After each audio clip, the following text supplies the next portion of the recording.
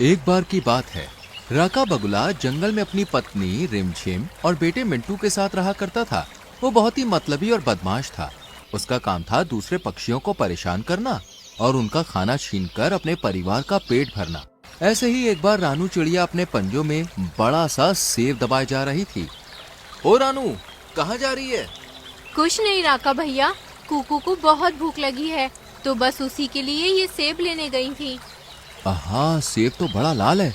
अब इसे कुकू नहीं, मैं खाऊंगा। बहुत भूख लगी है, पर इसका क्या करूं? हाँ, आइडिया। अरे तू यहाँ सेब ले जा रही है, तुझे पता नहीं है क्या मीनू मौसी के बारे में? मीनू मौसी के बारे में? मतलब क्या हुआ उन्हें? ठीक तो है ना? बेचारी कल तक तो ठीक थी, पर आज सुबह ही उन्हें तेज बुखार हुआ। और राका आगे बोल ही रहा था कि तभी पीलू पोपट भागा भागा मीनू मौसी के घर जा रहा था। पीलू कहाँ जा रहा है इतनी तेजी में? मीनू मौसी के घर, अभी जल्दी में हूँ, अब बाद में आता हूँ। इतना कहकर पीलू चला जाता है। इधर राका को अपनी बात सच साबित करने का मौका मिल जाता है। देखा देखा, सब मीनू मौसी के घर जा रहे हैं, तुझे भी जाना चाहिए, तेरी तो खास है वो। मैं अभी जाती हूँ राका भैया। अरे ये सेब तो देती जा, मैं कुकू को दे दूंगा। रीनू राका को सेब देकर चली जाती है। आहा, मजा आ गया। लाल लाल सेब बहुत दिनों से नहीं खाया था, पर इससे मेरा पेट तो भर जाएगा। लेकिन रिमझिम और मिंटू के लिए कुछ और देखना पड़ेगा। राका ये सोच ही रहा था कि इतने में उसकी नजर खरगोश पर पड़ती है, जो गाजरे लिए अपने घर की तरफ जा रहा था। वो उसे भी अपने जाल में फंसाता है और गाजर लेकर घर आता है। तुम कब तक यूँ दूसरे पक्षियों का खाना छीनते रहोगे? अरे खुद भी तो कुछ करो ना। देख लेना, एक दिन हमें सबकी जरूरत होगी, लेकिन कोई हमारे साथ नहीं होगा, सिर्फ तुम्हारी इन्हीं हरकतों की वजह से। पापा पापा, मम्मी क्यों चिल्ला रही हैं? कुछ नहीं बेटा, बुढ़ापे के साइड इफेक्ट है, तू आराम से खा। अभी तो मेरा मजाक उड़ा लो, पर सच कहती हूँ, एक दिन भुगतोगे तुम, और शायद तुम्हारी वजह से हम भी। अब मेहरबानी करो और कल हमारे इस घर को पक्का कर लो। बारिश शुरू होने को है, अगर ये घर नहीं रहा तो हम कहाँ जाएंगे? अरे सब हो जाएगा रिमझिम, तुम क्यों इतना चिल्लाती हो? शांत रहो। दूसरी तरफ रानू मीनू मौसी के यहाँ पहुँचती है, जहाँ पीलू भी मौजूद था। मीनू मौसी, तुम जिंदा हो? पर कैसे? कैसे मतलब? इतनी जल्दी नहीं मरने वाली मैं। और क्यों मरूं? एक ज्योतिष ने कहा था मेरी उम्र बहुत लंबी है। पर एक मिनट, तू ये आज अचानक मेरे मरने की बात क्यों कर रही है? रानू मीनू को पूरी बात बताती है। ये राका कभी नहीं सुधर सकता। वो हर बार तुझे कुछ न कुछ कहता है और तेरा खाना छीन लेता है। अरे कुछ तो अकल दौड़ाया कर। पर इस बार तो राका भैया ने हद ही कर दी। इतना बड़ा झूठ मैं तो उन्हें कभी माफ नहीं करूँगी। लेकिन एक बात नहीं समझ आई कि ये पीलू तुम्हारे यहाँ इतनी जल्दी में क्यों आया था? अरे ये तो कल मेरी मेकअप किट ले गया था अपनी पत्नी के लिए। आज मुझे मेरी दोस्त के यहाँ शादी में जाना है, तो बस वही किट मंगवाई थी। हाँ, और देर ना हो जाए इसलिए तुमसे ज्यादा बात नहीं की। और मुझे लगा कि मीनू मौसी। इसके बाद रानू अपने घर चली जाती है, पर राका की वजह से वो कुकू के लिए खाने को कुछ नहीं ला पाई थी। घर में भी कुछ नहीं था, इसलिए वो जैसे तैसे उसे भूखा ही सुला देती है। और फिर अगले दिन सुबह से ही तेज बारिश शुरू हो जाती है। राका, राका, जल्दी उठो, बाहर बारिश शुरू हो गई है। और मिंटू, उसे बहुत तेज बुखार है, पूरा बदन तप रहा है और हमारी छत भी टपकने लगी है। अब हम क्या करेंगे? तुम पहले कैसे भी करके वैद्य भालू को लेकर आओ। तुम चिंता मत करो, मैं अभी वैद्य भालू को लेकर आता हूँ। हमारा मिंटू ठीक हो जाएगा। बाहर बहुत तेज बारिश हो रही थी। चारों तरफ छोटे छोटे गड्ढों में पानी भरना भी शुरू हो गया था। इतनी बारिश है, कैसे जाऊं? पर जाना तो पड़ेगा, मेरे बच्चों का सवाल है। राका इतनी बारिश में भी वैद्य भालू को लाने के लिए उसकी गुफा में पहुंचता है। भालू भैया, जल्दी से बाहर आओ, मेरे बेटे की तबीयत बहुत खराब है, उसे इलाज की जरूरत है। भालू भैया, जल्दी आओ। राका खूब आवाज लगाता है, लेकिन सामने से कोई आवाज नहीं आती।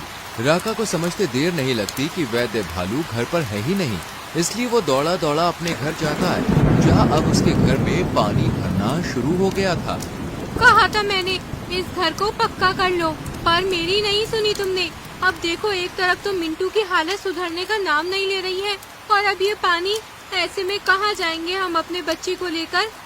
ये सब देखकर राका बहुत दुखी होता है। तुम चिंता मत करो, कुछ नहीं होगा मिंटू को। मैं अभी दूसरे पशु पक्षियों से मदद मांगता हूँ, कोई तो हमारी मदद करेगा। राका एक एक करके सभी पक्षियों का दरवाजा खटखटाता है। क्या है रे राका, क्यों इतनी सुबह सुबह मेरे दरवाजे को तोड़ने में लगा है? क्या चाहिए? मीनू मौसी, मेरे घर में पानी भरने लगा है। मिंटू की तबीयत बहुत खराब है। क्या आप हमें अपने घर में पनाह देंगी? बारिश थमते ही मैं कुछ न कुछ जुगाड़ कर लूंगा। ना बाबा ना, तुझे रहने दिया तो तू मेरा घर ही हड़प लेगा। और वैसे भी इतने अच्छे काम नहीं है तेरे जो मैं तेरी मदद करूं। चल जा अब। मिंटू की बीमारी की खबर सुन के मीनू मौसी का मन तो पसीजा था, पर उन्हें लगा कि राका झूठ बोल रहा है, इसलिए उन्होंने उसके मुंह पर ही दरवाजा बंद कर दिया। रानू बहन, दरवाजा खोलो, मुझे तुम्हारी मदद की जरूरत है। क्या है राका भैया, मुझे आपसे कोई बात नहीं करनी। और क्यों आए हैं आप यहाँ? बारिश बहुत तेज है, अपने घर जाइए। रानू बहन, मिंटू की तबीयत बहुत खराब है और हमारे घर में पानी भर रहा है। हमें थोड़े समय के लिए अपने घर में पनाह दे दो, बहुत मेहरबानी होगी। अच्छा, अब एक नई कहानी। कितना झूठ बोलोगे राका भैया, ऊपर वाले से तो डरो। देखना एक दिन तुम सच बोल रहे होंगे, पर कोई तुम्हारा यकीन नहीं करेगा। और वैसे भी तुम्हारी वजह से मेरा कुकू पूरी रात भूखा सोया है।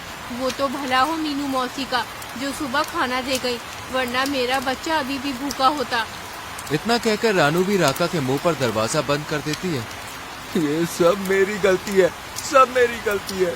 राका खुद को कोसते हुए घर जाता है तो देखता है कि पूरे घर में पानी भर चुका है और रिमझिम मिंटू को लिए बाहर पानी में भीग रही है। राका ये कुछ बोल नहीं रहा है, मेरा तो दिल बैठा जा रहा है। तुम वैद भालू को क्यों नहीं लाए? मैं गया था रिमझिम, पर वो घर पर नहीं है। तो कोई माना हमें घर में जगह देने के लिए?